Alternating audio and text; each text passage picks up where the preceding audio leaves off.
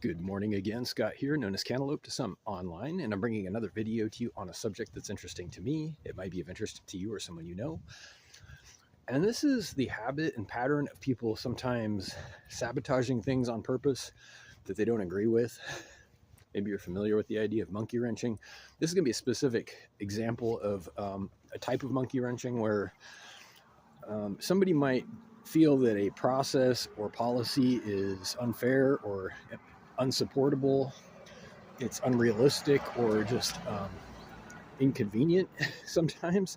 So they design to make an example out of it, and they sometimes go to great lengths to present it and exhibit whatever it is, this method or whatever, as being impossible. So they make it impossible on purpose, and they make it as unfair, and they influence it, and they filter out the input so that the people who are perhaps involved or participating in it legitimately have no fighting chance, just so that these people who are disgruntled, so to speak, can prove their point.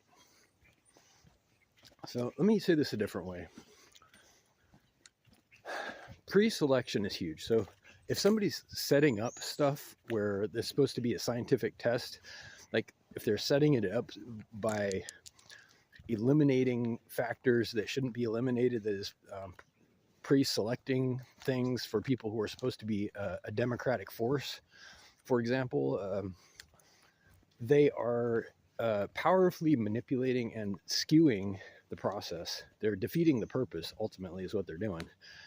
And it ties in with the bigger idea where someone might have confirmation bias. Have you heard of this? Confirmation bias. It's the things that we have concluded or confirmed to ourselves that we believe and we don't necessarily want to keep thinking about. We just, mark it as complete mentally. We say, okay, well, I reached a logical conclusion here, so I don't need to worry about it anymore. And anybody who says anything contradictory to that, I'm going to argue with them or minimize their position, or just assume that I'm still right, despite new evidence. That's confirmation bias. It's dangerous, and it's a conflict of interest in debate. It's a conflict of interest in learning and finding truth, if you believe in truth.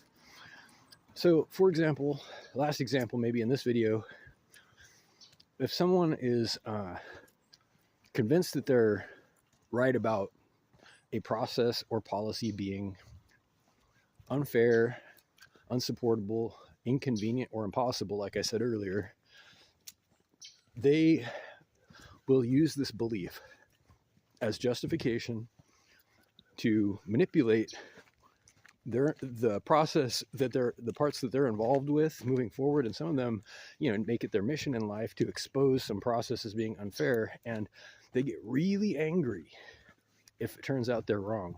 They get angry at the people who are challenging their assumption. They get angry at their situation, and they will get so angry that they continue to refuse to objectively look at new data, to look at new information, perspectives that perhaps they never considered before. For example, maybe the thing wasn't impossible to begin with. Maybe it's perfectly fair and they just sucked at it. I'm not saying that everybody is in that exact situation, but it can happen. Maybe somebody feeling disgruntled was about the wrong thing, something else, some shortcoming, or a detail that was specific to their experience but isn't common, isn't necessarily specific to everybody's experience. So the assumption then that the thing itself, the process, the method, or policy is flawed and unfair or impossible, inconvenient maybe, is also unsupportable. It's not true in every case. Really, the actual final point is, until there is proof of something, and proof is seldom, it's few and far in between that things are actually conclusively proven. And it's arguable that the only way something can be proven is in the realm of mathematics, which isn't even in this universe. It's in the universe of the hypothetical. But until that proof is established conclusively and logically, irrefutably, the subject remains open to debate, pending new information, new data, new perspectives, new experiences. And to say otherwise, to just refuse to discuss it, is to depart from civilization. It's to depart from any kind of fairness yourself. So it makes you a few things. It makes you uncivilized, and it makes you a hypocrite if you're expecting any kind of fair treatment with a unilateral condemnation of a process that you just failed at. Have a great day, and reach out with questions or comments to whitehatrobot@gmail.com. Thank you.